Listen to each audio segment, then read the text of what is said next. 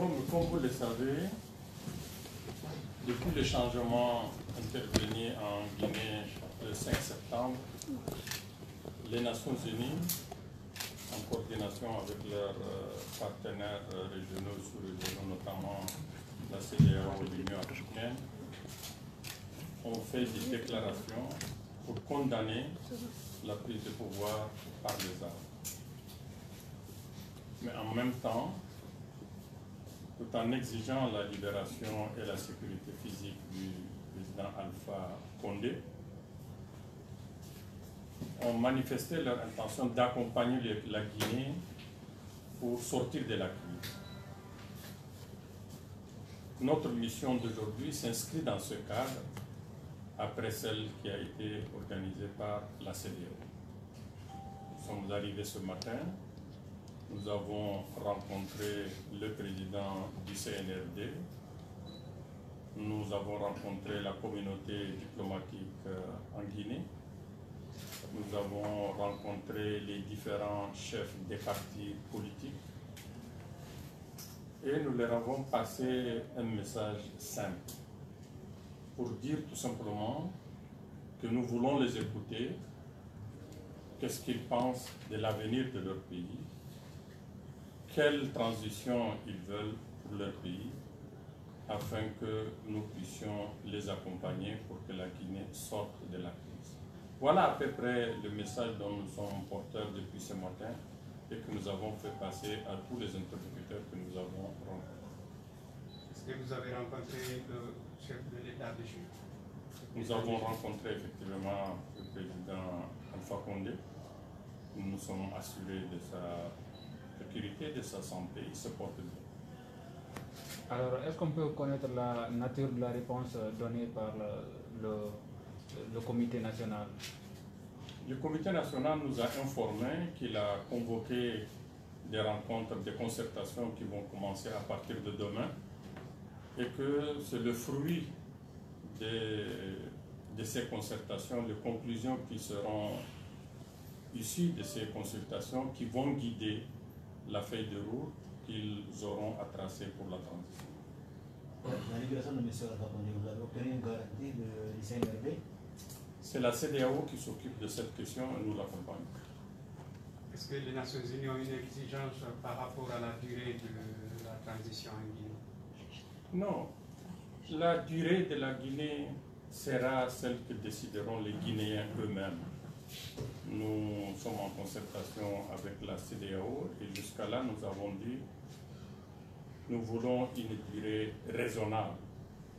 Mais la durée raisonnable dépend des Guinéens eux-mêmes, parce que je voudrais toujours dire et le répéter, que quel que soit l'accompagnement, quel que soit le soutien de la communauté internationale, l'avenir de la Guinée, c'est entre les mains des Guinéens eux-mêmes. Alors, vous dites avoir rencontré l'ancien président Alpha Condé. Est-ce qu'on peut savoir ce que vous vous êtes dit? Vous ne pouvez pas le savoir, je me suis enquéri de son état de santé. Que vous a dit les acteurs politiques? Les acteurs politiques, d'abord, nous ont tous dit, jusqu'à là, nous avons rencontré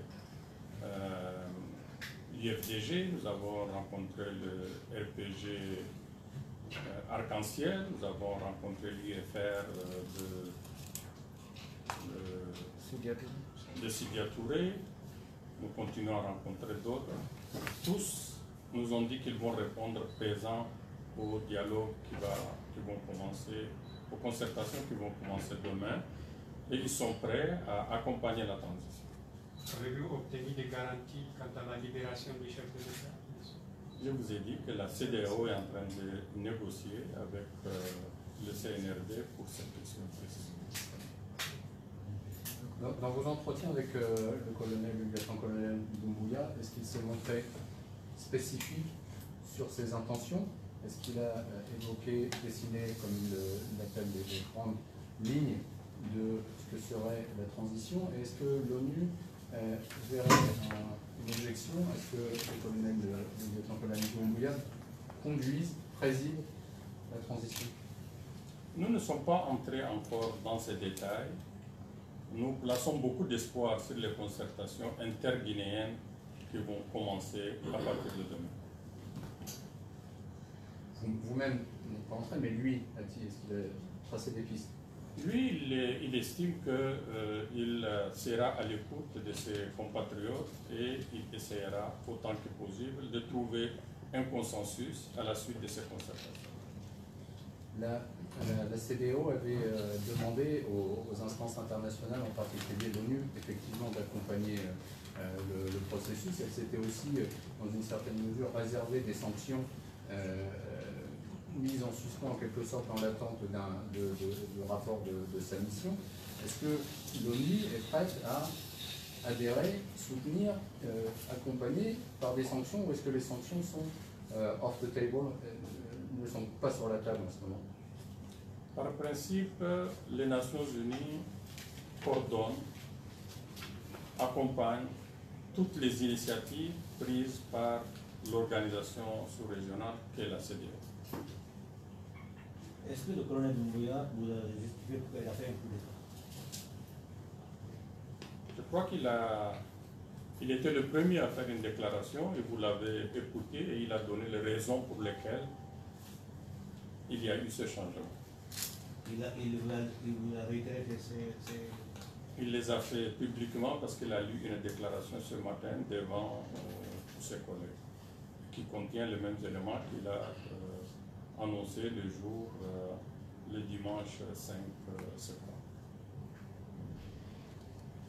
Avez-vous connaissance des prochaines étapes, en particulier en ce qui concerne la CEDEAO, même si ce n'est pas votre ressort? Bon, la CEDEAO a envoyé une mission d'évaluation. Bientôt, il y aura un sommet de la CEDEAO sur la question. Une date? Vous avez une date?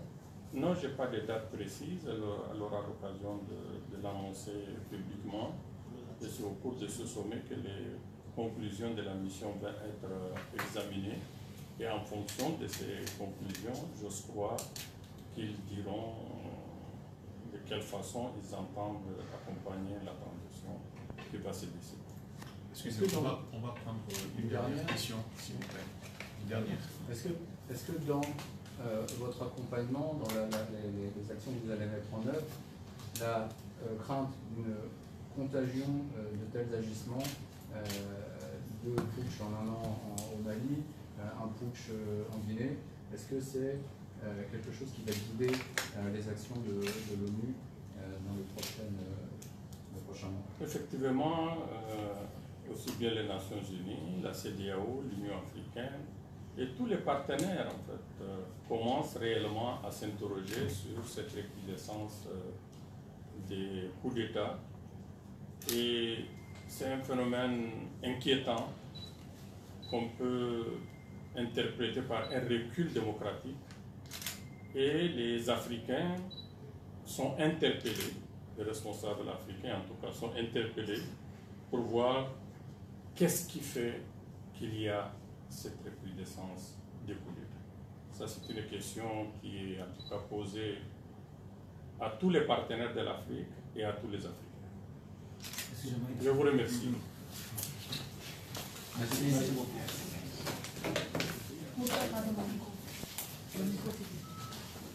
Qui est le correspondant des réfugiés?